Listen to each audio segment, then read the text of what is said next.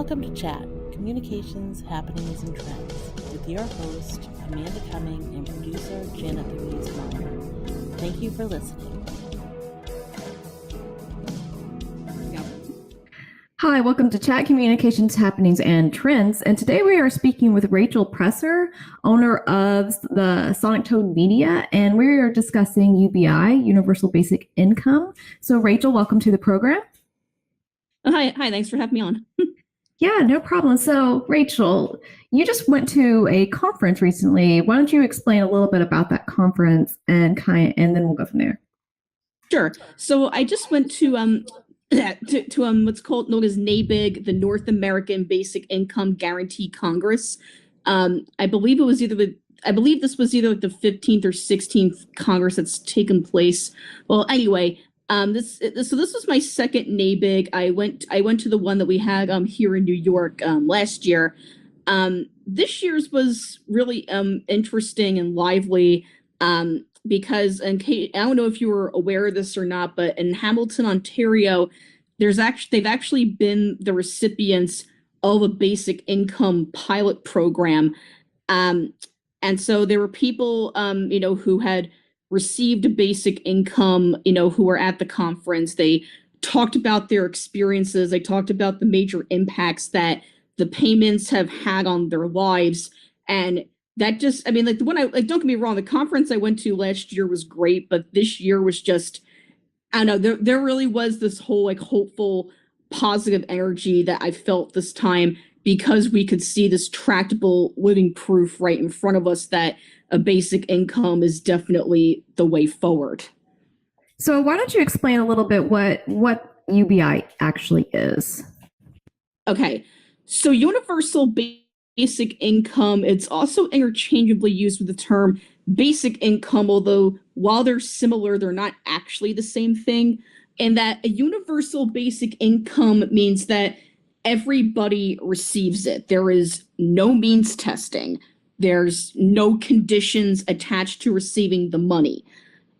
Because something I've definitely seen a lot of confusion about is whether having a basic income would completely negate other forms of assistance. And the answer is no, it's a totally separate policy.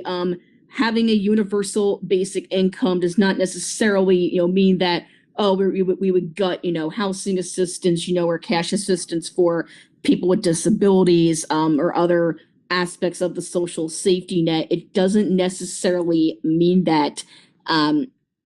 What it does mean is that everybody gets, this fixed payment adjusted for inflation. Usually, the most popular policy position we've seen on this is to receive payments once a month. That I believe that's how most of these pilot programs around the world have been functioning. I know that's how it's functioning up in Hamilton, but according to discussions that we've had within the basic income community, there's others that say we should get them with more or less frequency. Well, anyway, point is the universal part of that phrase just means that, every legal adult, would receive, this payment with no strings attached. So there's no work requirements. There's no income floor or ceiling required.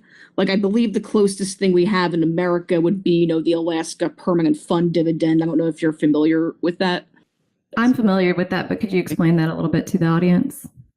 Sure. So, I'm honestly not super up on the program, but my understanding of it is that there's something in the state of Alaska called the Permanent Fund, which is, it's based on all of the mineral, oil and other natural resource royalties that that get accrued, and so then basically every resident of Alaska, gets this permanent fund dividend every year. And that likely is the closest. I've seen it mentioned a lot in basic income discourse. If you read a lot of work from my colleague Scott Sandins, definitely check out his work if you're not familiar with it. He talks a bit more about the Alaska Permanent Fund Dividend. That's my very basic understanding of it, and that it's a way that the state pretty much literally shares the wealth with the people. That's like the closest thing that like we have to a basic income in anywhere in America at the moment. So let's talk about some of the criticisms that are probably pretty often heard. That people that actually oppose UBI, specifically one of the biggest ones, especially in the United States, would be, well, wouldn't that make people lazy and no longer want to participate in the workforce? How come that attitude's not not applied to these to like these massive welfare benefits given to corporations or to real estate developers? It's pretty twisted that people are just told like, oh no, like if this individual receives cash, then oh, they're not going to they're not going to go to work, they're not going to go put up with this employer's bullshit, not going to put up with some employer's abuse. But then look at what happened in Seattle just now. They're all, oh no, if we don't capitulate to this billionaire what he wants, oh, he's going to yank out all these jobs and like do all these horrible things.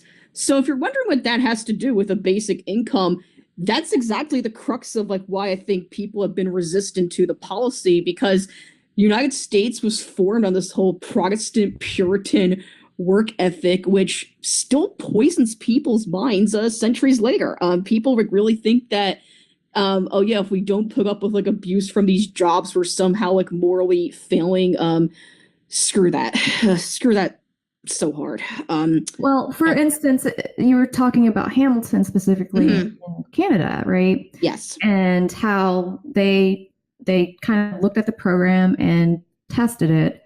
And what they found was that it actually didn't reduce the workforce at all. What it did do was allow students to go to school and retain some sort of money so that they could afford food and books if they so desired, and also lodging. But it also allowed for mothers to basically take parental leave a lot longer, or to opt out of parental leave so that they could stay home with the children until the child was eligible for preschool or for kindergarten, and then they would re-enter the workforce. Would that be a good rebuttal for that, or do you think that is very isolated piece? One of the other participants in the program who came to speak at NABIG was a woman who, she was a single mother with 3 children, 2 of which are special needs children. So she was having, a very difficult time, with traditional work. It was very difficult when she had to keep, like taking off of work because her daughter had a seizure and had to go to the hospital. She had, just like, a lot of like, daunting responsibilities, from being a primary caregiver and the only person, bringing income to the household. And so she talked about, to the whole audience about how being selected for the basic income pilot, like literally is what saved her and enabled her to finish her college degree and move on to a much better job that not only paid more than what she was earning at her last job, but has also given her more control to take leave for her caregiving responsibilities. And so that's something that that really shows that the policy works. You also have to keep in mind that people with disabilities have also been like left out of this whole conversation on like why a basic income is just a policy that makes sense. There was one woman with a severe disability who was present, who received the payments, and she talked about how she felt guilty for taking welfare payments. She said because her chronic conditions just made it too difficult to hold down a normal job. Like she kept losing work that she had because she wasn't able to manage her conditions safely and still go to a regular job and be expected to keep up with it. And so she felt very guilty doing that. But then when she started getting the basic income payments and there was no strings attached, it meant that because I know that in Canada they have a different disability system it's still draconian, but it's a lot more humane than what we have in the US, for sure. Because as I'm sure you're aware, there's people in America, who yeah, they have difficulty holding down a regular job, difficulty getting enough work that's freelance or anything like what I do with my own business. Um, but but it's very all or nothing approach with getting approved for disability comp. So that's the thing. There's people who die waiting to get on disability. It's really horrible. And so in this woman's case, she was able to have the security from the basic income payments, and but because there was no stipulations, on how many hours or how much money you were allowed, to make to receive it. No, she was able to pick up, some freelance work on her own time, and that made her happier, more confident, and like in her own words, she wasn't feeling like a thief because she was just taking the money, unable to work. So that's the thing. So it's like largely been disproven, from this pilot, other pilot programs, that basic income is going to like remove all incentive to work. No, people will just they'll get to work on their own terms, not pick up with these abusive employers and their rigidity. Right. That makes total sense. So you mentioned earlier about how UBI would be tied to inflation. I've read several different takes on that. Yeah. And one of which was saying that it actually wouldn't necessarily be tied into inflation because that kind of is dependent on the country's policies and what they want to adopt. So some of the arguments would be, then everybody's cost of living would go up, and then it would almost be, pretty much saying it would be reset to zero. What would be a good rebuttal for that? Yeah, I've heard this one, frequently, that the cost of just the cost of other basic necessities are just going to increase. Like a lot of people think, that it just would be a pointless policy for that reason. And I mean, so I disagree on this because no, I really think that people having more money in their pockets, it's going to stimulate the economy, and that just continuing to lock people out of basic necessities is only going to keep, making things worse. It's not going to be a complete panacea for every single socioeconomic problem that we have. But I think that both the immediate and the domino effects, from having a basic income system in place, it's definitely going to cause more economic growth in the long run than it's going to cause this chaotic effect where no one can afford anything anymore. Oh, your rent went up $1,000, because you now have an extra $1,000 a month. I don't think it's going to work that way. So there's been various discussions on this, within the basic income community. Once again, because I focus more on these very social aspects of it and the media aspects. Check out Scott Santon's work, and Guy Standing. He also has some good. They both have some good stuff on, on the theory of what's going to happen with inflation. So people like Mark Zuckerberg, for instance, is a big proponent of UBI. Yeah, and some people are pretty skeptical of that because they have argued that he's only a proponent of it because he's proposing a UBI where they would actually get rid of social programs like Social Security and Medicare and Medicaid in the United States, for instance. And you mentioned that actually that wouldn't necessarily happen. No, it's a separate policy altogether. What is a way, I guess, that you would have envisioned seeing something like this actually implemented in the United States without the loss of those programs? That's the thing. So I know that some people have reservations about basic income. When they see, billionaires like Zuckerberg and Elon Musk, get behind it. And yeah, that can be a bit worrisome. But the thing is, a basic income does not have to be predicated on the loss of social programs. Like I said, the more right-wing libertarian bent of it does, but it doesn't have to come with those, with the loss of those programs. Just judging by what I've seen, with this program up in Canada so far, and with other pilot programs that have been happening around the world, is that, I mean, this is just a theory of mine. It's just based on what I've seen, talking to the participants and reading their stories. I believe that there's going to possibly be less reliance on certain social programs over time, like looking like looking at the United States, for instance. For instance, like take like housing programs. Like I don't think that like we're gonna do away with those. Like we should definitely, again, not be doing away with Social Security, Medicare, Medicaid. No, we need to expand those. I don't think we're going to be getting rid of those anytime soon. Food stamps is one I think could potentially get axed over time if people just are not using the program anymore. Because I mean, look at all the insane restrictions that that we have on food stamps. Just look at the very like public shaming aspects that people go through when they pull out a SNAP card. Whereas like when like, hey, you can be like on the streets or in like other like really like precarious circumstances, but you just have some cash on you. No, then like, you can use that to fulfill your needs. You're not stuck with I believe that the analogy Scott Stanton's used was like you're stuck on the side of the road with a flat tire, but then you end up like getting like a rubber chicken or a life preserver instead. I'm sorry, I can't remember the analogy off the top of my head, but it was something to that degree.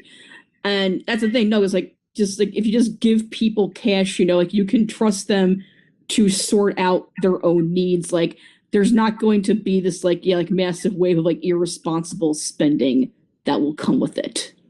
But with that said, I think that like food stamps is the one that could be the most likely to go.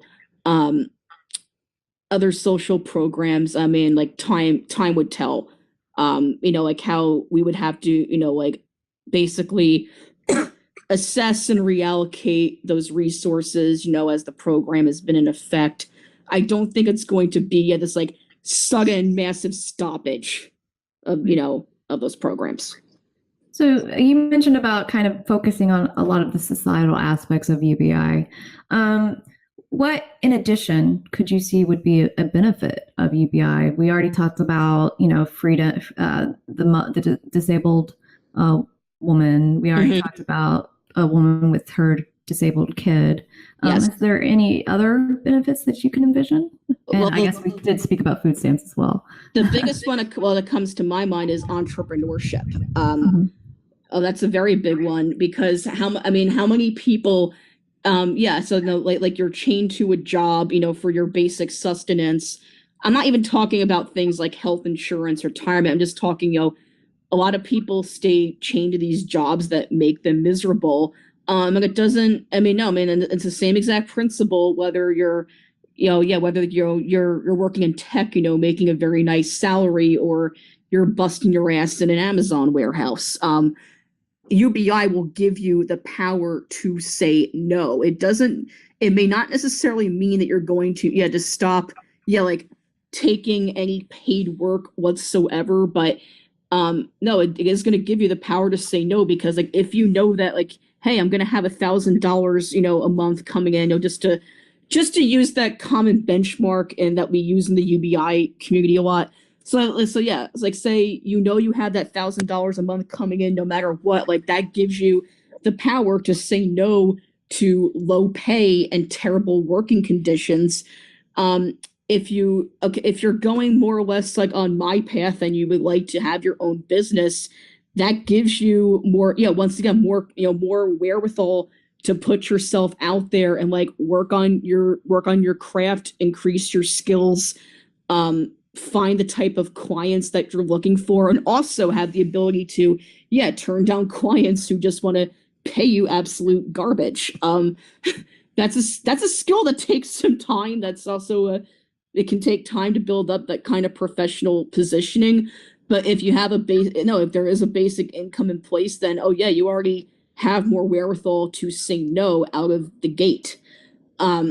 So I definitely think that like seeing more entrepreneurship, seeing more creative pursuits is going to be a major effect of UBI. I mean, just speaking for myself, if I knew I had $1,000 a month coming in, that would give me the wherewithal to say no to a couple gigs. And you would just see even more lovely shit posting from yours truly. I'd be able to work on the game a lot more, work on my retrowave album. So here's the thing, like not all work is a job. I'm looking at that perspective just as from someone who's had her own business for a while, and there is so much shit I have to do that that like no one is paying me for. In fact, there's so many things I have to fork out money to do. And so yeah, you roll that into your hourly rate or your piecework rate or whatever else, however else you're running things. But point is, there's just so much stuff that like case in point, like I spent all day yesterday getting things ready to go fix up my website before I handed off everything to my web developer. That shit took all day long. Nobody paid me for that. And in fact, I'm going to have to owe him money in a little bit. So case in point, that's what I'm talking about. Not all work is a job, but everyone in this society is so ass backwards and hung up on this idea that the only value we have is whatever these like tech lord billionaires want to go extreme. No, give us a basic income. It's just going to free so many people from not just from oppressive work conditions, but just like, just mentally have it, it's very freeing. That was the consensus I got from everyone I spoke to up in Hamilton that, they were just saying that like it was just very freeing knowing that they had the security of that money coming in every month, and that it didn't matter like how little or how much you worked, it was there. So how does something like this, how does the government pay for this? That's a good question. I've seen it come up many times in UBI discussions. So obviously, I mean, hey, we use taxes to pay for it. We have, in the US at least, we definitely have the money. We just need to have the political will for this. I mean, so there's been various ways, that like people have suggested financing UBI. Like I see in the UBI community, this comes up more like in Europe than in America, but I've seen some Americans get behind the idea of a land value tax. Financial transaction tax is also something that a lot of Americans have gotten behind. I think that we need to get behind. There's also, I mean, and of course, reducing our bloated spending on the military. That could finance UBI alone. I mean, didn't the Pentagon just lose $21 trillion recently and no account? That could freaking pay for it alone. Yeah. Is that getting rid of this frickin' Durian Despot's golf trips would also be a good way to help get some funding going for that too. I mean, no, the money's there. At least speaking for America, the money's definitely there. I mean, no, there's various ways that we could definitely, fund this type of program.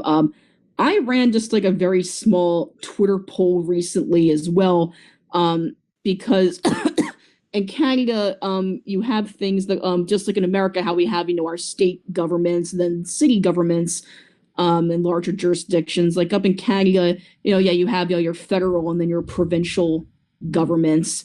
So I was just getting into a discussion too about, well, if we were going to have a basic income, in the United States, should it be a federal program or also one like where your state also chips in, or should it be left entirely up to states?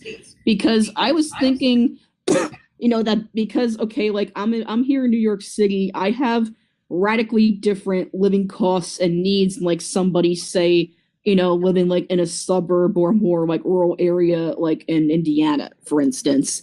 Right. And so while maybe it shouldn't be left entirely up to states, like New York would kick in a different amount like than the state of Indiana would, for instance. So there's also, you have like that like state and local levels to also factor in with basic income payments. And also population size. Yeah, I said, and various, I said, taking account various needs of the population. So that's also something I think is worth discussing, because in addition to, I said, the amount and the frequency of the payments, like 1,000 a month seems to be like the baseline. It's like in the UBI community. There's been other amounts opposed, like have you ever heard of the term GLI, which is a guaranteed livable income? That's also another term that's been like, thrown around a little, but UBI and just basic income are the two terms that we're actually finally starting to hear about more. So in that Canadian pilot study in Hamilton, there was mention of some other societal benefits that UBI provided for the people that did participate in the program. Two of which come to mind are mental health and crime rates. Do you know anything about that? Well, I can definitely speak about the mental health ones a bit more. There was a gentleman in the program who had been very housing insecure for most of his life, actually.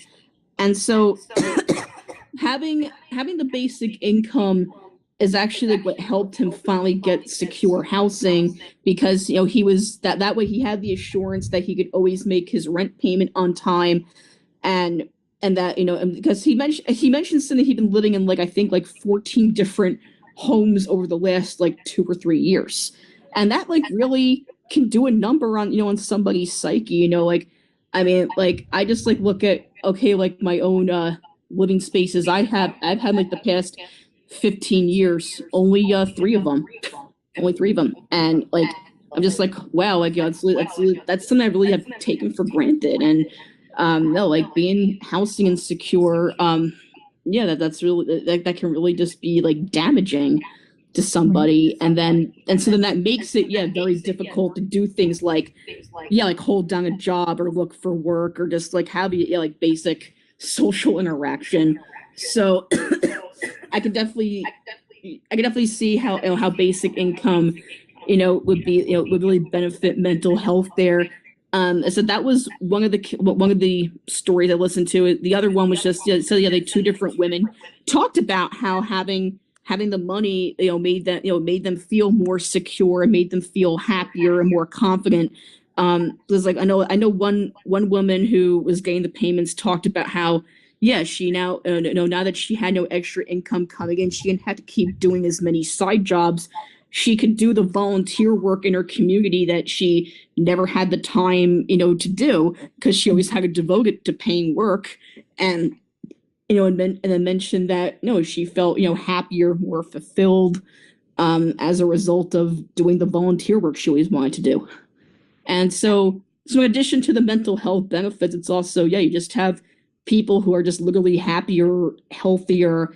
They're providing for their communities, so it also strengthens community bonds, which that's a cumulative effect. The stronger community bond you have there, the stronger I think the better off that people's mental health definitely is. I think it was interesting, specifically speaking about Hamilton again, because they did this essentially a pilot study, but then they didn't fund the research. They decided, I guess we'll just not pay for the analysis to be done to see how effective the program was. And it wasn't until years afterwards that they got to doing that. And somebody started looking at the data and what it produced. And it did actually reduce, I guess in Canada, they have like mental health services that get called upon and they kind of track those numbers. But it actually, that was directly attributable to this program. It did reduce those numbers, that amount, percentage wise of calls. It also ended up, again, directly attributable to the program, reducing crime rates in the areas that it was piloted. Well, especially since Hamilton, I have friends up in Canada. And, so like I've been this is like my first time I've been back in like Toronto, like in 15 years, but I'd never been to Hamilton before. And so I was just commenting, to my friend who lives in Toronto that, I was just saying like, oh, like Hamilton, I was at McMaster University for the conference. I'm like, oh, it seems to be like a college town. And so she starts laughing and says like, well, hey, she says like, have you ever been to Pittsburgh? I said, no. And so she says, yeah, Hamilton is basically like what happened like to Pittsburgh, like Pittsburgh, yeah, it had all the steel mills and everything, had a lot of companies there. Now Pittsburgh is mostly known for its, universities and research facilities. That's kind of what's happening to Hamilton. So we're seeing a lot of gentrification over there, a lot of displacement. I mean, I said, I'm just going by my short visit and then conversation with a friend who lived in, who's living in Toronto now, but she lived in Hamilton for a while. And so that's something that I think that also factors in, because when you have this gentrification happening, you have people like entering more dire straits. Like, I mean, there's a lot of like different motivators to crime, but like for a lot of like petty crime, especially, usually it's because you're out of cash. You're getting desperate. You're out of cash. So I could definitely see how like how basic income would reduce crime rates in that sense. I mean, so like I don't think, like, once again, it's not going to be a panacea for every single social problem we have. It's not going to stop like every form of crime, but like, I mean, but speaking specifically for petty crime, it's pretty obvious how it's going to tie in and have an effect there. Well, actually, can I talk just for like a minute about basic income and media, actually? Because I went to an interesting I went to an interesting seminar at the conference that Scott Santons was leading, talking about basic income and the media. So there's this really cool project you should check out. I know the filmmakers. It's called Bootstraps.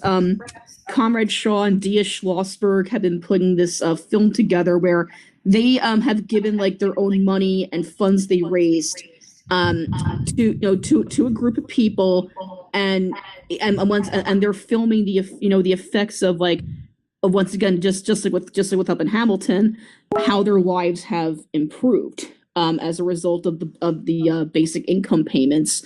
Really awesome project. You should definitely check it out. And there was also a film that we saw at the conference about the Mincome experiment in Dauphin, Manitoba, which was back in the 70s. The policy analyst who made that program happen was in attendance and talking about how he got that program going.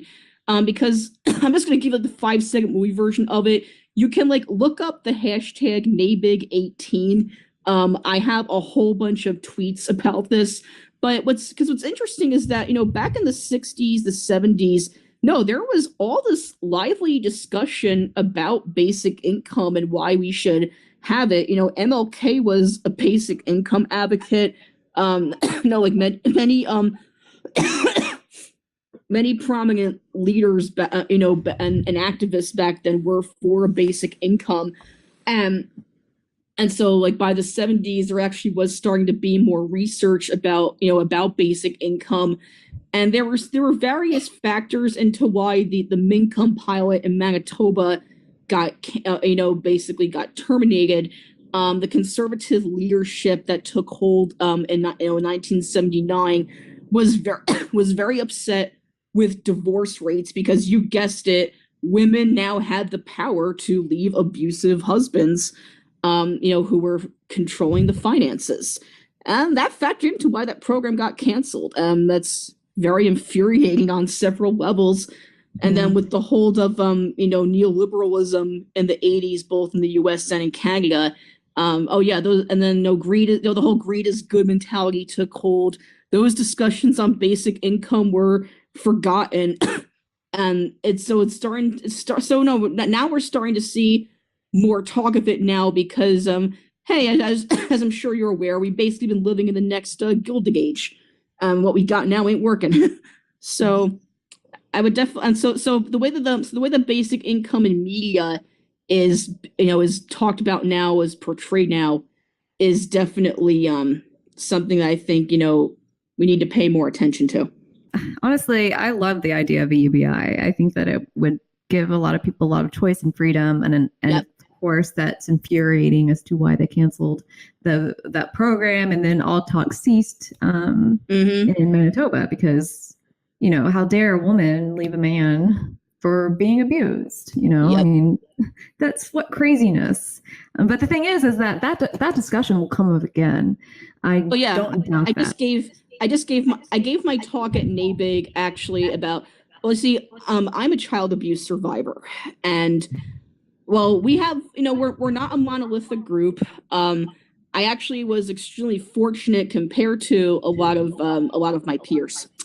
And so I gave a talk about why child abuse survivors also really are a case for why we need basic income, because look at all the, because I mean, when you have all this talk in America about like who had help from their parents and who didn't. I mean, as a luckily my abusive parent died when I was a teenager.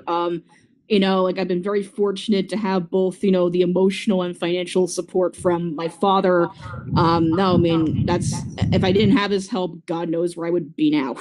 I was, in my case, I was extremely fortunate, but there's a lot of survivors where that is not the case. And so in addition, to the financial aspects, it's also, we have a lot of emotional and mental fallout, physical health conditions that result from being abused that make it, it's like very difficult, if not impossible, to work a regular job.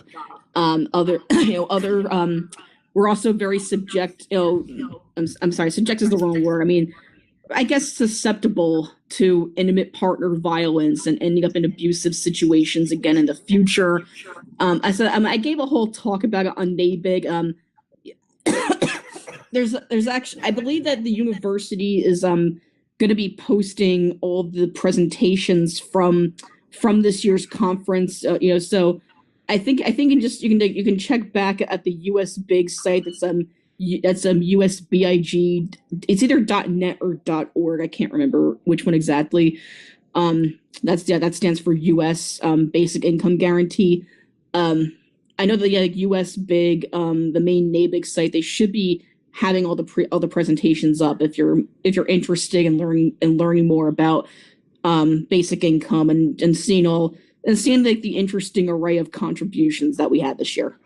So we were just speaking with Rachel Presser, and she is founder of Sonic Toad Media. She can be found on Twitter, that crazy Toad lady. And Rachel, again, thank you so much for speaking to us about UBI. Yeah, thanks for having me on. Yeah, thanks. You just listened to another episode of Chat, Communications, Happenings, and Trends. Please remember to like, subscribe, and share. Also, head on over to our Patreon page at www.patreon.com/ActifyChat and help us bring more content to you by supporting us. Thank you, and keep fighting the good fight, my friends.